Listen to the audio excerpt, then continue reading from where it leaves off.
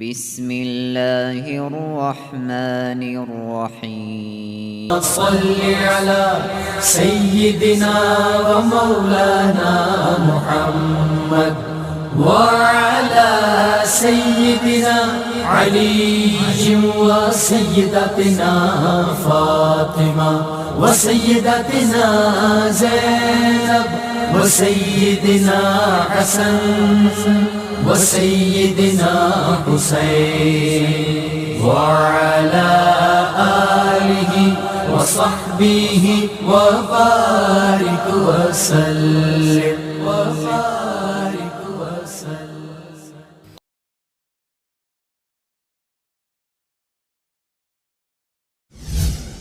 نحمده ونستعينه ونستغفره ونؤمن به ونتوكل عليه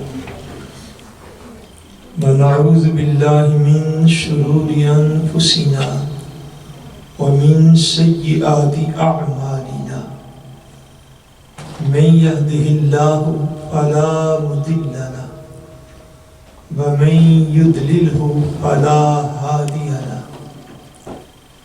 ونشهد أن لا إله إلا الله وحده لا شريك له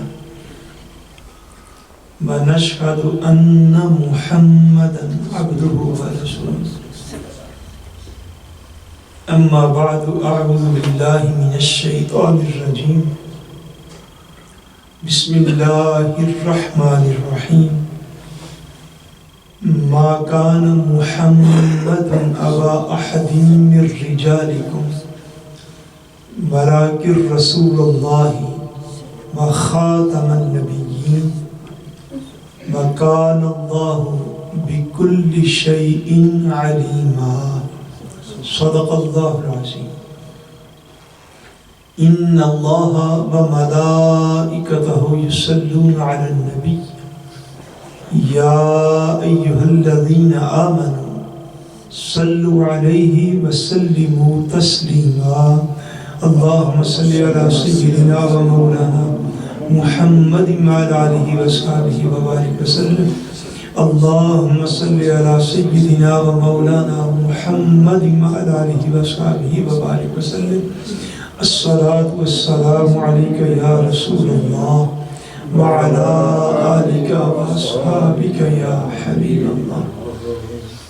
اللہ تبارک و تعالی وحدہ لا شریک کا بے پایہ فضل و کرم اور احسان و انعام ہے کہ جس نے باعث تخلیق کائنات رحمت للعالمین شافع روز جزا خاتم النبیین حضور سیدنا محمد مصطفیٰ صلی اللہ علیہ وآلہ وسلم کے مبارک وسیلہ سے ہم سب کو دولت ایمان عطا فرمائی. اللہ تبارک و تعالی کما حق ہو ہم اس دولت کی قدر کرنے کی توفیق عطا فرمائے. آج بھی انشاءاللہ تبارک و تعالی ام المومنین حضرت سیدہ زینب بنت جحش رضی اللہ تعالی عنہ آپ کا ذکر خیر جو ہے انشاءاللہ آج بھی جاری رہے گا اور آپ کی مبارک زندگی کے چند گوشے جو ہیں وہ آپ کی خدمت میں عرض کیے جائیں گے انشاءاللہ. کل کی گفتگو میں ہم نے یہ عرض کیا تھا کہ آقا دو جہان نبی کریم صلی اللہ علیہ وسلم نے جب حضرت سیدہ زینب رضی اللہ تعالیٰ عنہ سے نکاح فرمایا تو چونکہ پہلے آپ جس شخصیت کے ساتھ نکاح میں تھیں وہ حضرت سیدنا کون زید بن حارثہ رضی اللہ تعالیٰ عنہ کیونکہ حضور علیہ السلام کے متبنہ مشہور تھے اور آپ کے منہ بولے بیٹے تھے. ان کے ساتھ چونکہ آپ کا نکاح تھا اور جس امر کی طرف جو آیت پاک ہم نے کل پڑھی قرآن مجید میں اللہ کریم نے بھی اشارہ فرمایا کہ حضور علیہ السلام اس بات کا ادراک رکھتے تھے کہ اگر اللہ کریم مجھے حضرت زینب کے ساتھ نکاح کا حکم ارشاد فرمائیں گے تو ساری کمیونٹی کے لوگ جو ہیں وہ تانے دیں گے اور اس کو اچھا خیال نہیں کریں گے، اور معاذ اللہ کہیں یہ نہ کہیں کہ حضور علیہ السلام نے اپنا جو بیٹا ہے اس کی وائف کے ساتھ جو وہ نکاح فرما لیا ہے۔ یہ سارے خدشات جو تھے وہ قلب پاک مصطفیٰ صلی اللہ علیہ وسلم میں موجود تھے، مگر اللہ تبارک و تعالیٰ فرماتے ہیں کہ اللہ کریم اس بات کا فیصلہ فرما چکا ہوا تھا کہ وہ اس چیز کو ظاہر فرما دے جس کا اللہ کریم نے امر جو ہے وہ اپنے علم میں فرما رکھا ہوا ہے۔ اللہ کریم نے اس کو ظاہر فرما دیا، حضور علیہ السلام کو حکم دے دیا۔ جب یہ نکاح ہوا تو حسب توقع لوگوں نے، جو منافقین تھے اور دیگر لوگ جو تھے اسلام کے مخالف، انہوں نے طوفان بدتمیزی جو ہے وہ اٹھا دیا اور حضور علیہ السلام کے حوالے سے طرح طرح کی باتیں کرنے لگے۔ اس بیک گراؤنڈ میں، اس تناظر میں قرآن مجید کی یہ معروف آیہ کریمہ نازل ہوئی جس میں اللہ تبارک و تعالیٰ نے حضور کی 2-3 شانوں کو ایک مقام پر ہی بیان فرمایا۔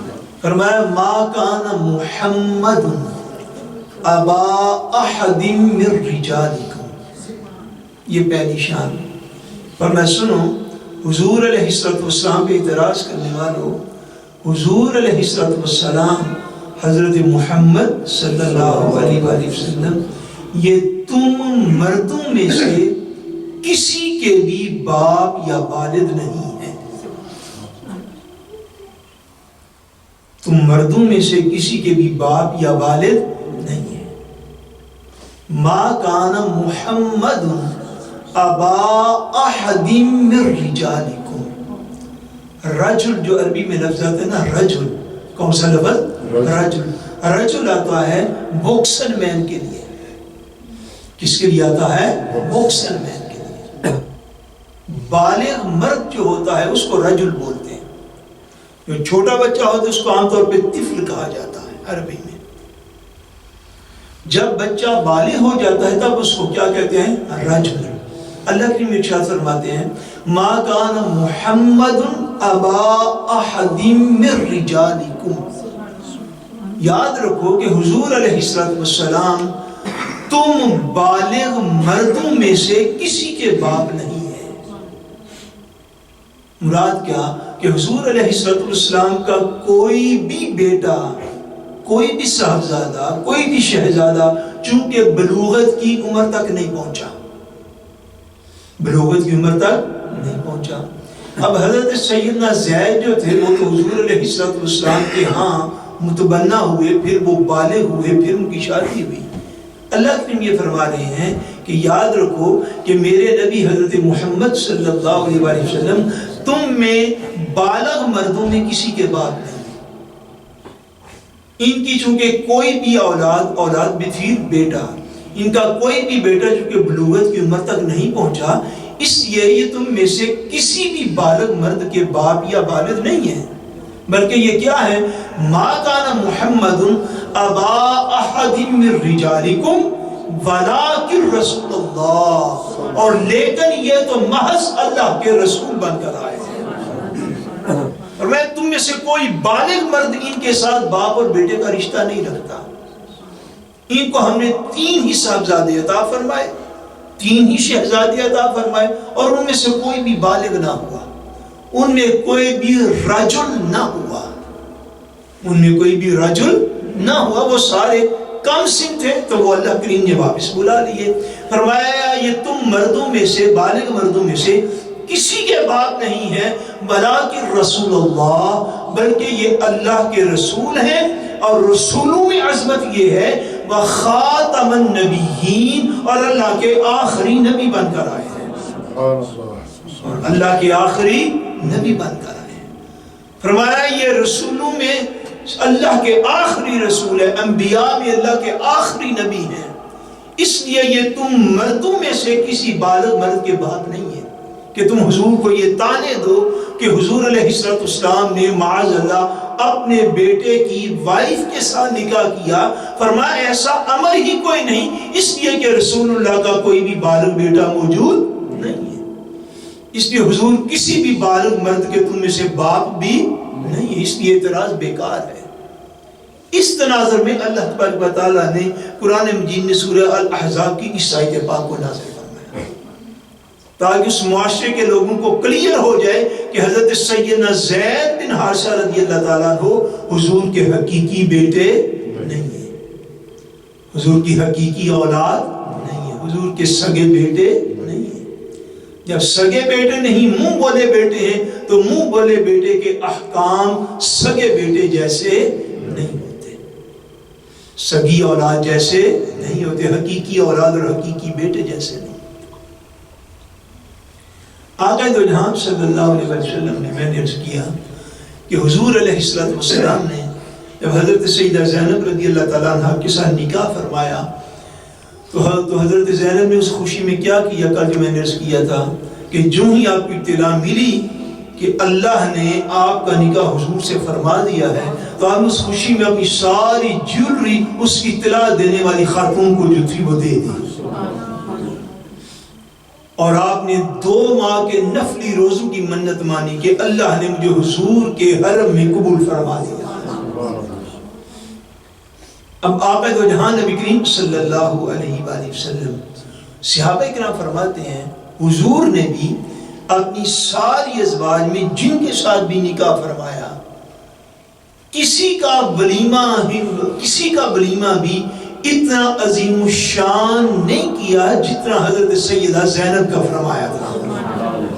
حضور نے ان کا ولیمہ سب سے زیادہ شان و شوکت کے ساتھ حضور نے ان کا ولیمہ کیا، اور صحابہ کرام رضوان اللہ تعالیٰ علیہم اجمعین کہتے ہیں کہ اس ولیمہ میں حضور علیہ السلام نے اپنے صحابہ کو بلا کے تو گوشت روٹی سے ان کی تواضع فرمائی، یعنی جانور باقاعدہ ذبح فرمائے، کثرت کے ساتھ حضور نے صحابہ اکرام کو بلایا اور ان کی حضور علیہ السلام نے عظیم الشان دعوت کی، اور فرماتے ہیں یہ عظیم الشان دعوت صرف حضرت سیدہ زینب بنت جحش رضی اللہ تعالیٰ عنہ کے نکاح کے موقع پر، اور حضور نے بھی کیونکہ اس لیے حضور علیہ السلام کے لیے یہ نکاح بڑا یادگار تھا، اس اعتبار سے کہ یہ وہ نکاح تھا جو میں نے کل بھی عرض کیا، یہ محض ایک تھا سارے نکاحوں میں وہ نکاح کہ جو نکاح وحی الہی کے نتیجے میں ہوا،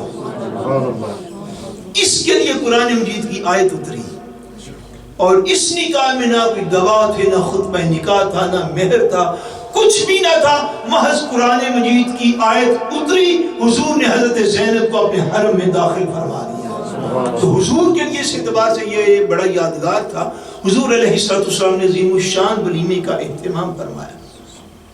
حضرت انس بن مالک، کون سے صحابی؟ سیدنا انس بن مالک رضی اللہ تعالیٰ عنہ، حضور علیہ السلام کے ان غلاموں میں سے ہیں کہ جنہوں نے 10 سال حضور علیہ السلام مدینہ منورہ رہے تو یہ 10 سال حضور کے گھر کے خادم رہے۔ فرماتے جب آقا دو جہاں مدینہ طیبہ تشریف لائے تھے تو اس وقت میری عمر کم و بیش 10 سال کی تھی۔ کتنی تھی؟ کم و بیش 10 سال کی تھی۔ تو فرماتے ہیں جتنی دیر حضور علیہ السلام مدینہ طیبہ رہے اتنی دیر میں حضور کے گھر کا خادم اور نوکر رہا، اور ان کے ساتھ حضور علیہ السلام بڑی شفقت فرمایا کرتے۔ حضرت انس بن مالک کہتے ہیں جس دن حضور کا یہ نکاح ہوا نا حضرت سیدہ زینب کے ساتھ بنت جحش رضی اللہ تعالیٰ عنہ، تو میری والدہ صاحبہ نے مجھے بلایا اور کہا بیٹا اس موقع پر ہمیں بھی حضور کی بارگاہ میں کوئی ہدیہ پیش کرنا چاہیے۔ فرماتے میں سوچ میں پڑ گیا میاں کیا ہدیہ ہو؟ انہوں نے گھر کا کچن وغیرہ دیکھا تو فرمایا بیٹا کچھ حلوے کا سامان موجود ہے تو میرا جی چاہتا ہے کہ میں اس موقع پر حضور کی بارگاہ میں حلوہ بنا کے تو ہدیہ پیش کر دوں۔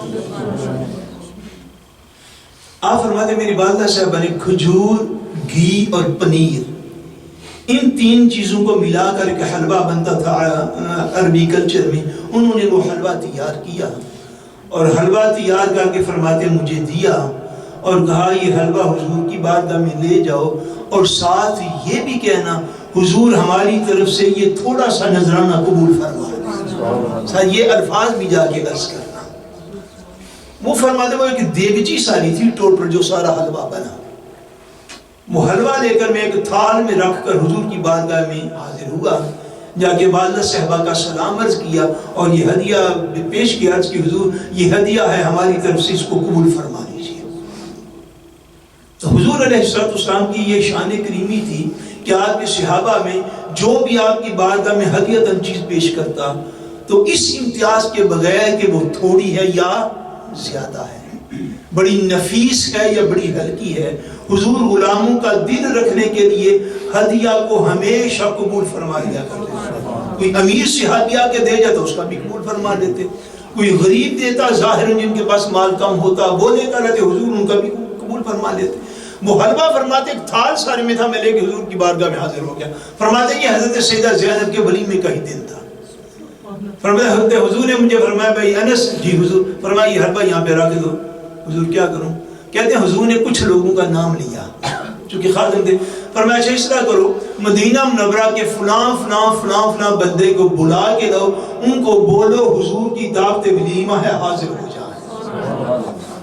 اور کہتے ہیں ساتھ حضور نے مجھے کیا فرمایا؟ ساتھ یہ فرمایا کہ اچھا جن جن بندوں کے میں نے نام لیے ہیں ان کو تو بلانا لازمی ہے. ساتھ گلی میں جاؤ گے نا تو گلی میں چلتے پھرتے رستے میں ملاقات ہوتے جو بھی تمہیں بندہ ملے اس کو بھی میرا یہی پیغام دے دو. حضرت انس کہتے ہیں میں چلا گیا ایک کے گھر، دوسرے کے گھر، تیسرے کے گھر. فرماتے ہیں جب میں واپس پہنچا نا سب کو پیغام دے کے، تو میرے واپس پہنچنے تک حضور کے گھر میں تقریباً 300 صحابہ کرام جمع تھے. 300 صحابہ اس ولیمے کے اندر شامل ہو گئے، حضور کی بارگاہ میں حاضر ہو گئے. فرماتے حضور علیہ السلام نے انہیں جی بھر کے کھانا کھلایا. پھر حلوے کی باری آ گئی. فرماتے حضور علیہ السلام نے فرمایا یہ تھال جو ہے یہ دیگچی جو حلوے کی آگے لے کر آؤ. فرماتے میں لے کے حاضر ہوا. یہ صحیح بخاری شریف کی روایت ہے، دیگر کتب احادیث میں بھی. فرماتے میں لے کے حاضر ہوا تو حضور علیہ السلام نے وہ جو تھال تھا اس کو آگے رکھ کے حضور نے اپنا دست کرم اس کے اوپر رکھ دیا، دست مبارک اوپر رکھا. اور فرماتے ہیں پھر جو حضور نے چاہا اس کو پڑھا، جو حضور نے چاہا اس حلوے کے اوپر حضور نے پڑھا. یہ اس کا با محاورہ ترجمہ ہے جو میں پوری ذمہ داری سے کروں. اس حدیث پاک کی عبارت جو اس کا با محاورہ ترجمہ یہ ہے کہ وہ کھانا حلوہ حضور کے سامنے تھا، حضور نے دست کرم اس کے اوپر پہلے رکھا، پھر جو کچھ حضور نے چاہا اس کے اوپر پڑھا. مگر اس عبارت کا لفظی ترجمہ اگر آپ ذوق رکھیں علم کا تو وہ میں آپ کی خدمت میں عرض کروں. اس عبارت کا لفظی ترجمہ یہ ہے، حضرت انس کہتے ہیں کہ حضور نے حلوے کو سامنے رکھا، پہلے اس کے اوپر دست مبارک رکھا، وَتَكَلَّمَ بِهَا مَا شَاءَ اللَّهُ، پھر حضور نے جو چاہا حضور نے حلوے کو کلام فرمایا. پھر جو چاہا حضور نے حلوے کو کلام فرمایا، جو چاہا اس نے کہا، جو اللہ نے چاہا حضور نے اس کے اوپر پڑھا. میں بعض وقت احادیث آپ کو عرض کرتا رہتا ہوں اور آج اس ضمن میں عرض یہ کرنا کہ آپ جتنے 50-60 لوگ بیٹھے ہیں ٹوٹل، آج کے بعد اگر آپ سے کوئی بندہ یہ پوچھے کہ ختم شریف کیا ہوتا ہے تو پھر آپ مجھے فون تو نہیں کریں گے آج کے بعد. سبحان اللہ. یعنی آج عامر بات سمجھے، یعنی سیکھنے کا کوئی نہ کوئی تو ریزلٹ ہونا چاہیے نا. آپ بولیں پوچھنے والے بندے کو، بھائی بخاری شریف کی یہ حدیث پاک ہے کہ حضور کے سامنے کھانا پیش کیا گیا تو حضور علیہ السلام نے اس پر کچھ پڑھا تھا، حضور نے اس پر کچھ.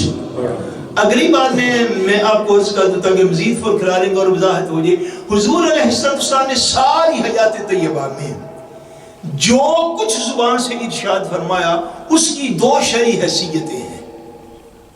کتنی شرعی حیثیتیں ہیں؟ صرف 2. کتنی؟ نہ صرف کا لفظ بولیے، کتنی؟ صرف 2. only 2. ان کی صرف 2 شرعی حیثیتیں ہیں کہ حضور زبان سے جو کچھ فرماتے ہیں یا تو وہ اللہ کا قرآن ہوتا ہے، اگر قرآن الہی نہیں ہوتا، اگر کلام الہی نہیں ہوتا پھر وہ حدیث رسول بن جاتی ہے. یعنی یا تو حضور نے اس پر اللہ کا قرآن پڑھا تھا، یعنی شکلیں ہی 2 ہیں، تیسری صورت ممکنات میں سے ہی نہیں ہے. اگر قرآن نہیں پڑھا اس وقت پھر حضور نے خود کچھ دعائیں پڑھی جو کہ حدیث رسول بنے گی، یعنی کھانا سامنے رکھ کے اس پر قرآن بھی پڑھ سکتے ہیں اور علاوہ قرآن کے دیگر اذکار بھی اس کے اوپر کیے جاتے ہیں، اور یہ حضور کا طریقہ رہا ہے۔ اور ایک حدیث پاک نہیں، کئی احادیث پاک موجود ہے، یاد رہے گی یہ بات۔ یہ حدیث پاک کس کتاب میں ہے؟ بخاری۔ بولیے نا، ان کا ریفرنس کا دور ہے، حدیث آئے نا، ریفرنس ضرور آپ لوگوں کو آنا چاہیے۔ کس کتاب میں ہے؟ بخاری شریف میں، اور دیگر ساری کتب کے اندر یہ حدیث پاک کم و بیش پائی جاتی ہے۔ فرماتے ہیں حضرت انس رضی اللہ تعالیٰ عنہ، حضور نے اس کے اوپر جو اللہ نے چاہا حضور نے پڑھا، پڑھ کے فرمایا انس اس طرح کرو کہ 10 بندوں کو بلاؤ اور ان کو یہ حلوہ پیش کرو۔ سبحان اللہ۔ فرماتے ہیں تھا تو ایک تھال سارے ایک پلیٹ، یعنی 2 پلیٹیں ملا لو تو تھال بن جاتا ہوگا، یعنی فرماتے ہیں وہ تھال سارا تھا، پلیٹ بڑی ساری تھی، میں نے 10 بندوں کو بلایا، انہوں نے بھی کھایا، وہ 10 کھا کے چلے گئے، پھر 10 اور بلائے، انہوں نے بھی کھایا، پھر 10 اور آگے انہوں نے بھی کھا لیا۔ فرماتے ہیں کرتے کرتے کرتے اس ایک پلیٹ اور تھال سے 300 صحابہ نے حلوہ کھایا۔ یہ حضور کا معجزہ ہے۔ فرماتے ہیں 300 صحابہ نے حلوہ کھایا اور کہتے ہیں مجھے اللہ کی عزت کی قسم ہے، جب سارے کھا چکے حضور نے فرمایا آ جاؤ، جی حضور، فرمایا تھال اٹھا کے گھر لے جاؤ۔ فرماتے ہیں مجھے اللہ کی قسم جب میں نے اس تھال کو اٹھایا تو میں بتا نہیں سکتا ہوں جب میں لے کے آیا تھا حلوہ اس وقت زیادہ تھا یا جب میں نے اٹھایا حلوہ اس وقت زیادہ تھا۔ فرماتے ہیں یہ کیفیت تھی، یعنی اس میں ذرہ برابر بھی کم نہیں ہوا، اور حضور کے 300 سے زائد غلام اس کو کھا بھی گئے۔ اس موقع پر جب حضور علیہ السلام کا یہ ولیمہ ہوا، اس موقع پر کچھ لوگ حضور علیہ السلام کے گھر میں بیٹھے رہے اور تادیر بیٹھے رہے، کافی دیر بیٹھے رہے، حتیٰ کہ اکثر لوگ چلے گئے، مگر 3 بندے ایسے تھے، 3 بندے جو مسلسل حضور کے گھر میں بیٹھے رہے۔ آقا دو جہاں صلی اللہ علیہ وآلہ وسلم نے کچھ دیر ان کا انتظار کیا کہ خود بخود اٹھ کے چلے جائیں گے، مگر انہوں نے توجہ نہ کی۔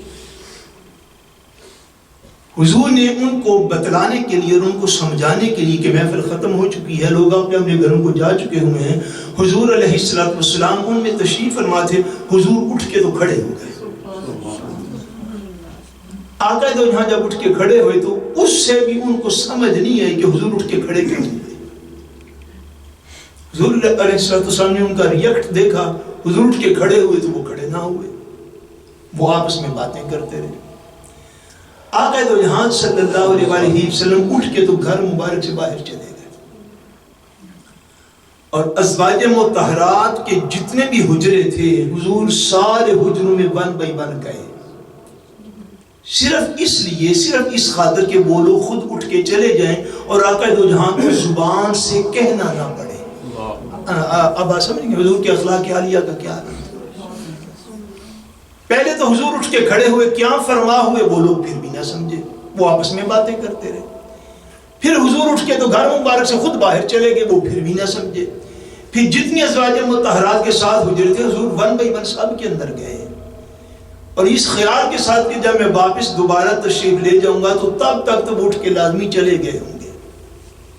حضور علیہ السلام سارے حجرات کا جو ہے وہ دورہ فرما کے جب واپس آئے حضرت سیدہ زینب بنت جحش رضی اللہ تعالیٰ عنہ کے حجرہ میں، تو وہ 3 لوگ ادھر کے ادھر بیٹھے باتیں کر رہے تھے۔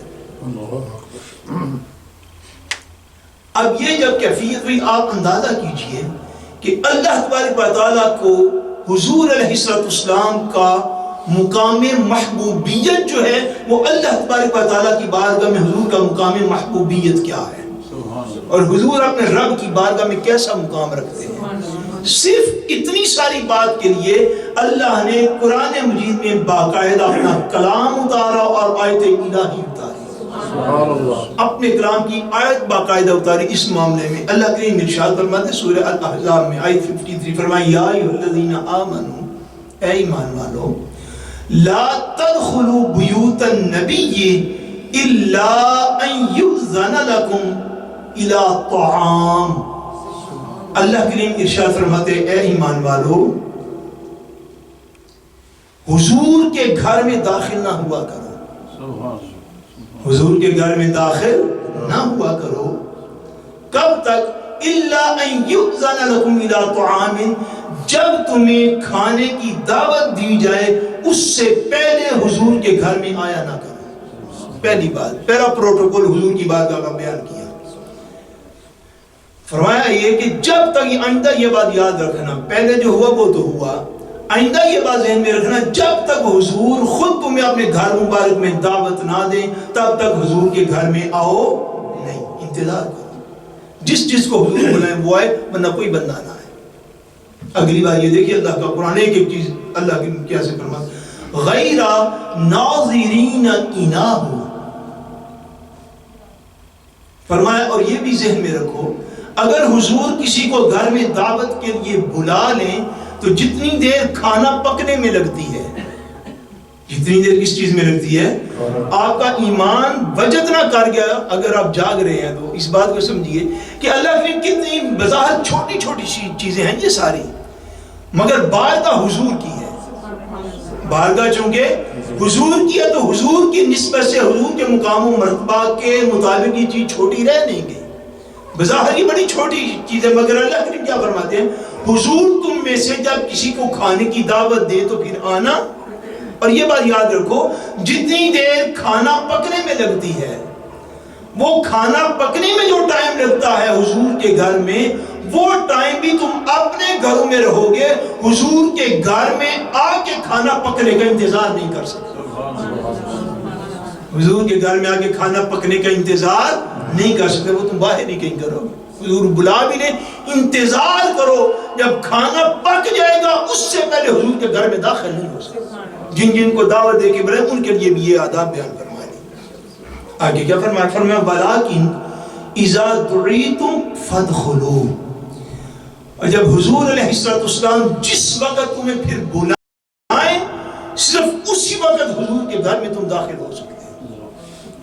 فَإِذَا طَعِمْتُمْ فَانْتَشِرُوا. فرمایا سنو، آئندہ کے بعد یہ بات یاد رکھنا، جب کھانا کھا لو اسی وقت حضور کی بارگاہ سے اٹھ کے چلے جایا کرو، اس کے بعد بیٹھنے کی تمہیں اجازت نہیں ہے. وَلَا مُسْتَأْنِسِينَ لِحَدِيثٍ. اور فرمایا کہ گپ شپ لگانے کی جگہ یا آپس میں دل لگے کی باتیں کرنے کی جگہ وہ حضور کا گھر نہیں ہے، وہ حضور کا گھر نہیں ہے. آپس میں جو دل لگے کی باتیں کرتے ہو نا، وَلَا مُسْتَأْنِسِينَ لِحَدِيثٍ، یہ باتیں حضور کے گھر میں نہ کیا کرو. آداب ذہن میں رکھو حضور کے گھر کے. آگے سنیے، فرمایا اِنَّ ذَلِكُمْ كَانَ يُؤْذِي النَّبِيَّ. فرمایا یہ جو تم تین بندوں نے کیا ہے کہ کھانا بھی ختم ہو گیا، تم لوگ بیٹھ کے باتیں کرتے رہے، حضور اٹھ کے کھڑے بھی ہوئے تاکہ تمہیں سمجھ آ جائے، تمہیں پھر بھی سمجھ نہ آئی، پھر حضور نے سارے حجرات کا دورہ بھی فرما لیا، واپس ہے تم پھر بھی بیٹھے ہوئے تھے. فرمایا یہ جو ہے نا کہ کھانے کے بعد حضور کی بارگاہ میں زیادہ دیر تک بیٹھے رہنا، اِنَّ ذَلِكُمْ كَانَ يُؤْذِي النَّبِيَّ، یہ باتیں میرے نبی کو تکلیف دیتی ہیں، یہ باتیں میرے نبی کو تکلیف دیتی ہیں. فَيَسْتَحْيِي مِنْكُمْ، مگر تمہیں کہنے سے وہ شرما جاتے ہیں. آئے آئے سبحان اللہ، سبحان اللہ، واہ واہ. اللہ کریم کیسا حضور کا مقام ہے. فرمایا ان کے قلب اقدسمین باتوں کو وہ رنجیدہ ہوتے ہیں، ان کو پریشانی ہوتی ہے، بھئی کیسے بننے ہیں جن کو بات کی سمجھ نہیں آتی. اتنا تو فہمی کو رہنا چاہیے، مگر فرمایا کیا ہے کہ حضور کو تکلیف ہوتی ہے ان باتوں کی. فَيَسْتَحْيِي مِنْكُمْ، مگر وہ تمہارا لحاظ کرتے ہیں اور خود شرما جاتے ہیں، تمہیں زبان سے کہتے نہیں ہیں. دل ان کا پریشان ہوتا ہے، بھئی اہل خانہ کو دینے کا وقت ہے، گھر والوں کو دینے کا وقت ہے، اس وقت بھی تم آگے بیٹھ جاتے ہو. حضور یہ بات کہنے سے جو ہے وہ شرما جاتے ہیں، مگر سنو، وَاللَّهُ لَا يَسْتَحْيِي مِنَ الْحَقِّ، اور اللہ حق بات کہنے سے نہیں شرماتا. اللہ حق بات کہنے سے شرماتا نہیں، اس لیے اللہ نے حضور کے جو دل میں بات تھی، حضور پریشان ہوئے، اس کو اپنی آیت بنا کے اتارا، واللہ لا یستحیی من الحق، اللہ سچ بات کہنے سے شرماتا نہیں۔ اس لیے تمہیں ایک ایک بات کر کے بتا رہے ہیں کہ حضور کی بارگاہ کے آداب کیا ہیں، حضور کی بارگاہ کے آداب کیا ہیں۔ یہ آیت پاک بھی ان لوگوں کے لیے اتری جو حضرت سیدہ زینب رضی اللہ تعالیٰ عنہ کا جس دن ولیمہ تھا حضور کس نکاح کا، اس دن جو لوگ تادیر حضور کے گھر میں بیٹھے رہے، اور اسی دن پھر ساتھ پردے کے احکام بھی اترے، اسی دن ساتھ پردے کے احکام بھی اترے۔ حضرت انس بن مالک کہتے ہیں میں حضور کے ساتھ سارے حجرات میں بھی گیا، مگر جب حضور واپس آئے نا حضرت سیدہ زینب رضی اللہ تعالیٰ عنہ کے حجرہ میں جب آئے تو حضور علیہ السلام تو فرماتے ایک پاؤں مبارک اندر تھا حجرے کے، ایک باہر تھا، ایک اندر تھا اور ایک باہر تھا۔ تو حضور علیہ السلام نے آیت پردہ کی تلاوت فرمائی، اسی وقت نازل ہوئی، اور آقا نے میرے درمیان اور اپنے گھر کے درمیان پردے کو گرا دیا۔ اس دن ہم سمجھے کہ اب پردہ کی آیات نازل ہو گئی۔ حضرت سیدہ زینب رضی اللہ تعالیٰ عنہ حضور علیہ السلام کی یہ جو زوجہ مطہرہ ہیں، حضور علیہ السلام کی تعلیمات کے ساتھ چمٹی ہوئی، حضور کی تعلیمات کے اوپر ہر وقت عمل پیرا رہنے والی، بقیہ سارے صحابیات کی طرح، صحابہ کی طرح، اہل بیت کی طرح۔ آپ کی سیرت پاک میں آتا ہے کہ آپ کے سگے بھائی کا ایک مرتبہ انتقال ہو گیا، ایک سگا بھائی تھا وہ دنیا سے جاتا رہا۔ تو جب سگے بھائی دنیا سے جاتے ہیں تو پھر بھائی اور بہن ہی اس تکلیف کو محسوس کر سکتے ہیں کہ وہ کتنی تکلیف دہ مرحلہ ہوتا ہے۔ آپ کے سگے بھائی کا وصال ہوگا، دنیا سے جاتا رہا۔ حضرت سیدہ زینب رضی اللہ تعالیٰ عنہ نے 3 دن گزر گئے تو آپ نے خوشبو منگوائی۔ کیا کیا؟ خوشبو منگوائی۔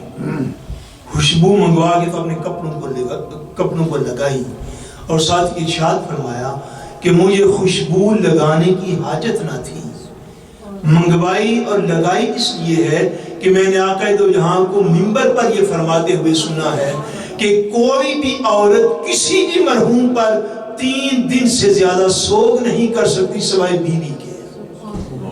فرمایا مجھے حضور کا یہ فرمان یاد ہے، اس لیے اپنے آپ کو میں نے اگلے دن عرض کر رہا تھا کہ سوگ کا مفہوم یہ ہے کہ عورت آپ کو بنائے گی نہیں، سنوارے گی نہیں، میک اپ نہیں کرے گی، زینت اختیار نہیں کرے گی، سوگ کا یہ مفہوم ہے۔ آپ نے 3 دن جب 3 دن مکمل ہو گئے، تیسرے دن خوشبو منگوائی، لگائی، ساتھ فرمایا مجھے حاجت نہیں ہے اس بات کی کہ میں آج خوشبو منگاتی اور لگاتی، سارا کیا اس لیے ہے تاکہ تمہیں پتہ چل جائے میں حضور کے فرمان پر عمل پیرا ہوں۔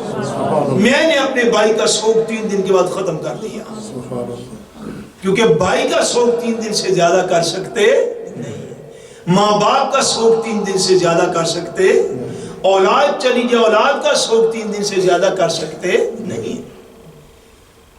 یہ جو تھا نا معیار دین کے اوپر عمل کرنے کا، یہی ان کی سیرت پاک ہے، یہی ان کا دیا ہوا راستہ ہے۔ ہمارے ہاں تو کوئی ایسا ماحول ہے ہمارے ملک کا اور ہمارے علاقے کا اور ہمارے پنجاب کا، ہمارے ہاں صبر کا پیمانہ جو ہے وہ بڑا جلد لبریز ہو جاتا ہے، فل ہو جاتا ہے۔ اور بدقسمتی ہماری یہ ہے کہ اگر ہمارے خاندانوں میں کوئی بندہ اس دکھ اور تکلیف کے مرحلے پر صبر کرنے والا ہو، اگر کوئی اگر تو کم لوگ صابر ہوتے ہیں، یہ حقیقت بات ہے یا نہیں؟ بولیے، کم لوگ صبر کرنے والے ہیں۔ اگر کوئی بندہ صبر کر جائے تو ہماری حالت کیا ہے؟ ہمارے آگے اس کے اوپر کمر سے یہ ہے اینو تے جانے والے دا دکھ ہی کوئی نہیں ہویا۔ یہ بات ٹھیک ہے میری؟ ہمارے ہاں یہ معاملہ ہے۔ یاد رکھیے دین صرف لذت سما کا نام نہیں ہے کہ بات سن لی تو بھول گئے۔ بھئی حضرت سیدہ زینب کو اپنے بھائی کے جانے کا دکھ نہیں تھا؟ بولیے، صحابیات کو دکھ نہیں تھے ہوتے؟ بالکل۔ اور بھی کئی صحابیات کے واقعات اس طرح کے، 3 دن گزرے، ایک صحابیہ تھی ان کا سگا بیٹا اس کا انتقال ہو گیا، 3 دن گزر گئے، جا کے غسل کیا، نئے کپڑے پہنے، خوشبو لگائی، باہر نکلی عورتیں آئیں، فرمایا مجھے ان میں سے کسی چیز کی حاجت نہیں، ہاں میں اپنے رسول کے فرمان کو سینے سے لگایا۔ کہ میرے رسول نے فرما دیا 3 دن کے بعد سوگ ہو سکتا نہیں، اپنی دنیا داری کے معمولات کے اندر شامل ہو جاؤ۔ سو ہمارے ہاں اگر کوئی صبر کر لے تو اس کے لیے تانا یہ ہے اینو تے جانے والے دا دکھی کو نہیں ہویا، اپنی جہالتوں کو دور کرے اللہ کریم اس ایسے مشکل مرحلوں پر ہمیں صبر کرنے والا بنائے۔ حضرت سیدہ زینب رضی اللہ تعالیٰ عنہ کا جو دوسرا عظیم ان کے کردار کا رخ تھا وہ یہ تھا کہ سیدہ زینب رضی اللہ تعالیٰ عنہ کو اللہ تبارک و تعالیٰ نے سخی اور سخاوت کرنے والا ایسا بنایا تھا کہ سخیوں میں عظیم نام حضرت سیدہ زینب رضی اللہ تعالیٰ عنہ۔ ایک مرتبہ امیر المومنین امام المتقین حضرت سیدنا عمر فاروق رضی اللہ تعالیٰ عنہ آپ نے پاس بطور ہدیہ کچھ درہم و دینار بھیجے۔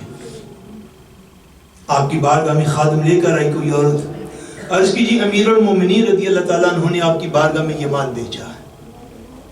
آپ نے دیکھا، آپ نے فرمایا میری بجائے دیگر حضور کی ازواج زیادہ مستحق تھی کہ امیر المومنین ان کی بارگاہ میں یہ ہدیہ بھیجتے۔ چلو آ گیا ہے تو ٹھیک ہے، آپ نے خادمہ کو بلایا جن کا نام تھا حضرت برزہ، خادمہ تھی آپ کے گھر کی۔ فرمایا برزہ، عرض کی جی حضور، فرمایا یہ جتنے بھی درہم و دینار ہیں میں ان کی طرف دیکھتی نہیں، سیرت پاک میں آتا ہے آپ کی سیرت میں کہ آپ نے فرمایا ان کے اوپر کپڑا ڈال دو۔ کیا کریں ان کے اوپر؟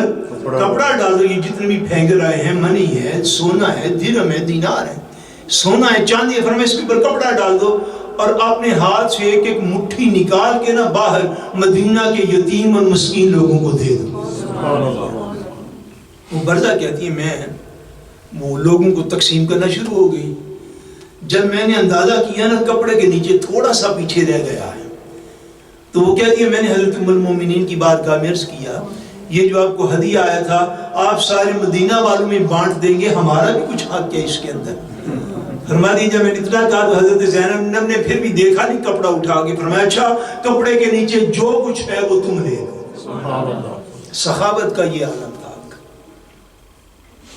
اور آپ کی سیرت پاک میں اس سے بھی زیادہ باعظمت واقعہ یہ ہے، اس سے بھی زیادہ باعظمت واقعہ یہ ہے کہ آپ کو اللہ کریم نے یہ ذوق عطا فرمایا تھا کہ آپ دستکاری کیا کرتی تھی۔ کیا کرتی تھی؟ یعنی ہاتھ سے خود کام کیا کرتی تھی، خود کام کیا کرتی۔ اور کام کیا کرتی؟ جو عرب کے اندر ایک بڑا معمول تھا بڑا کہ جب جانور مر جاتا ہے تو اس کی کھال ہوتی نا، کھال اس کو رنگتے ہیں، اس کو رنگنے کے بعد خشک کرتے ہیں، پھر اس کی مختلف چیزیں جو ہے وہ بنائی جاتی ہیں۔ ورلڈ وائڈ آج بھی اسی طرح ہی ہوتا ہے، یعنی کھال کے پورے پروسیس سے گزارنے کے بعد خشک کر لیا جاتا ہے، پھر وہ جو جانور کی کھال خشک ہوتی ہے اس سے مختلف چیزیں جو ہیں وہ بنائی جاتی ہیں۔ آج بھی جتنے بھی جانور دنیا میں ذبح ہوتے ہیں اسی طریقے کے مطابق ان کی کھالوں سے کام لیا جاتا ہے۔ تو آپ کا معمول کیا تھا کہ جب کوئی جانور مر جاتا یعنی ذبح ہو جاتا تو اس حلال جانور کی کھال کو منگوا لیتی، خشک کر کے رنگ کے اس کو خشک کر لیتی اور پھر اس کی سلائی کر کے مختلف چیزیں بناتی، اور وہ مختلف چیزیں اپنے مبارک ہاتھوں سے بنا کے بازار میں بیچنے کے لیے بیچ دیتی، اور ان سے جو کچھ آپ کو آمدنی آتی یعنی ذوق سخاوت یہ تھا کہ وہ جو کچھ آتا اس کو پھر اللہ کی بارگاہ میں صدقہ فرما دیتی، یعنی مکمل کام خود کرنا یہ آپ کا ذوق تھا۔ اور کام خود کر کے جو کچھ اس سے آنا، چونکہ حضور علیہ السلام کی ازواج مطہرات کا وظیفہ اسٹیٹ کی طرف سے مقرر تھا، اسٹیٹ کی طرف سے مقرر تھا، اس کے باوجود ذوق کا یہ عالم تھا، اللہ کی مخلوق کی خدمت کا یہ عالم تھا، انفاق فی سبیل اللہ کا یہ ذوق آپ نے پایا تھا کہ آپ اپنے ہاتھ سے کام کرتی، محنت کرتی، مشقت کرتی، وہ سارے کام کاج کرنے کے بعد جو کچھ اس سے کمائی آتی، جو ہی کمائی آتی اللہ کی راہ میں اس کو خرچ فرما دیا کرتی تھی۔ ایک دن ازواج مطہرات حضور علیہ السلام کی بات کے اقدس میں حاضر ہوئی، عرض کی حضور ہم نے آپ سے ایک کوئسٹن عرض کرنا ہے، فرمایا کرو۔ ازواج مطہرات عرض کرتی حضور ہم پوچھنا یہ چاہتی ہیں کہ جب آپ دنیا سے ظاہری طور پر وصال فرما جائیں تو ہم میں کون سی زوجہ ہے جو سب سے پہلے آپ سے ملاقات کرے گی؟ سبحان اللہ. جو سب سے پہلے آپ کی بارگاہ میں حاضر ہوگا. اس ایک پوائنٹ کے اوپر کئی احادیث پاک ہیں جس سے پتہ یہ چلتا ہے کہ جو برزخ کی زندگی ہے اس کا بھی باقاعدہ پورا نظام موجود ہے. اس دنیا میں ہمارے اوپر بڑا پردہ رکھا گیا ہے اور اللہ کریم فضل فرمائے تو بعض لوگوں کے پردے اٹھا بھی دیتا ہے. وہ مالک ہے، بے نیاز ہے، جس کے چاہتا ہے اٹھا دیتا ہے. لیکن باقاعدہ زندگی کا نظام ہے. آپ صحابیات کا سوال سمجھیے. عرض کرتے ہیں حضور کون سب سے پہلے آپ سے ملاقات کرے گا؟ کون سب سے پہلے آپ سے ملاقات کرے گا آپ کی ازواج میں سے؟ حضور نے فرمایا میری وہ زوجہ. اب سبحان اللہ، علم پاک کے رسول دیکھیے ہیں کتنے میں حضور کے علم پاک کے آپ کو واقعات اگلے دن میں عرض کیے. حضور کے علم پاک دیکھیے حضور نے کیا فرمایا. حضور نے فرمایا میرے سے میری وہ زوجہ سب سے پہلے ملاقات کرے گی جس کے ہاتھ تم میں سب سے زیادہ لمبے ہوں گے. جس کے ہاتھ تم میں سب سے زیادہ لمبے ہوں گے. ازواج مطہرات کہتی ہیں حضور کی اس فرمان سے اس وقت جو ہم نے سمجھا وہ کیا تھا. فرماتی پھر ہم نے کیا کرنا؟ پھر ہم نے تنکے لے کے نا، تنکے گھاس کے یا کوئی دوسری چیزیں یا کوئی بانس کی چھوٹی چھوٹی لکڑیاں لے کے ہم ساری اپنے ہاتھوں کو ناپا کرتی تھی. ہم ساری اپنے ہاتھوں کو ناپا کرتی کہ اس طرح سے وائس کس کا ہاتھ بڑا ہے تو وہ حضور سے پہلے ملاقات کرے گی. فرماتی وہ جب ہم ہاتھ ناپا کرتے تو ہم سب میں ہاتھ سب سے بڑا تھا حضرت سیدہ سودا بنت زمعہ رضی اللہ تعالیٰ عنہ. ان کا دست مبارک ہم میں سب سے بڑا تھا ستر عرصے کے اعتبار سے. فرماتی ہم ساری اس وقت تو یہی سمجھی کہ حضور نے جو فرمایا تھا ہمیں کہ تم میں سے جس کا ہاتھ سب سے لمبا ہوگا وہ میری بارگاہ میں سب سے پہلے آئے گی. فرماتی مگر حضور علیہ السلام کے بعد حضور کی جس زوجہ کا سب سے پہلے مثال ہوا وہ یہ حضرت سیدہ زینب بنت جحش رضی اللہ تعالیٰ عنہ. فرماتی ہیں جب ان کا سب سے پہلے مثال ہوا تو اس دن ہمیں حضور کے اس فرمان کی سمجھ آئی کہ یہ جو ہم تنکے لے کے اور بانس کی لکڑیاں لے کے ناپتے رہے ہیں حضور کا مراد یہ نہیں تھی. مراد یہ تھی کہ تم میں سے جو زیادہ سخی ہوگی، کھلے ہاتھ سے یہ مراد تھی، لمبے ہاتھ سے یہ مراد تھی کہ تم میں جو زیادہ سخی ہوگی میری بارگاہ میں سب سے پہلے اسے حاضر کیا جائے گا. اتنا مقام تھا آپ کا ازواج مطہرات میں اور امہات المومنین. فرماتی ہے کہ ہم سب میں سب سے زیادہ مال کی سخاوت کرنے والی اور محنت کر کر کے حضور کے غریبوں، حضور کی امت کے غریبوں کا پیٹ پالنے والی. میں رات کو کہہ رہا تھا درس قرآن میں باخدا یہ جو ہے نا اذکار کا تحفہ یہ بھی ایک تحفہ ہے، قرآن مجید کا تحفہ یہ بھی ایک تحفہ ہے، درود پاک کا تحفہ یہ بھی ایک تحفہ ہے، استغفار کا تحفہ یہ بھی سارے ثواب کا ایک تحفہ ہے. مگر اپنا رزق حلال خرچ کرنا حضور کی ازواج مطہرات کے لیے، اپنا رزق حلال خرچ کرنا حضور کے والدین کے لیے، اپنا رزق حلال خرچ کرنا خلفائے راشدین کے لیے، حضور کے صحابہ کے لیے، حضور کے نواسوں کے لیے، یہ وہ عمل ہے. دیکھیے ازواج مطہرات اپنی ساری زندگی انہوں نے کیسے گزاری کہ خود کام کر کر کے حضور کی امت کے غریبوں کا پیٹ پالتی رہے. اس سے اعلیٰ سیرت کیا ہو سکتی ہے؟ تو امت کو بھی یہ چاہیے. اب دیکھیے نا جس کسی کے والدین دنیا سے چلے گئے، بھائی بہن چلے گئے، جو بھی دنیا سے چلا گیا ان کو بھی سارے ثواب کریں. مگر پریارٹی میں اگر روحانی رشتوں کو اولیت دیں گے تو حضور کی ازواج کے صدقے اللہ کریم ہمارے مرحومین پر بھی کرم فرما دے. اس لیے جو ہے وہ اہمیت ان کو دیں کہ جنہوں نے اپنی محنتیں کر کر کے حضور کی امت کو پالا. تو امت کو بھی چاہیے نا ریٹرن میں ان کے نام پہ خرچ کرے. اب بات کو سمجھیں. حضرت سیدہ زینب بنت جحش رضی اللہ تعالیٰ عنہ جو ہیں یہ جناب امیر المومنین حضرت سیدنا عمر فاروق رضی اللہ تعالیٰ عنہ کے دور میں ان کا وصال ہوا. یہ حضور کی ازواج میں پہلی زوجہ مطہرہ تھی جن کا حضور کے وصال مبارک کے بعد وصال ہوا تھا. اور سیدنا عمر فاروق رضی اللہ تعالیٰ عنہ نے ہی آپ کا جنازہ پڑھایا اور جنت البقیع میں آپ کو دفن کیا. اور کتب احادیث میں حضرت سیدہ زینب بنت جحش رضی اللہ تعالیٰ عنہ سے 11 احادیث پاک روایت کی گئی. اللہ کریم حضور علیہ السلام کے اہل بیت اطہار کا صدقہ ہم سب کا خاتمہ بالایمان فرمائے اور ہماری دنیاوی اور روحانی مشکلات کو آسان فرمائے وما علینا الا البلاغ المبین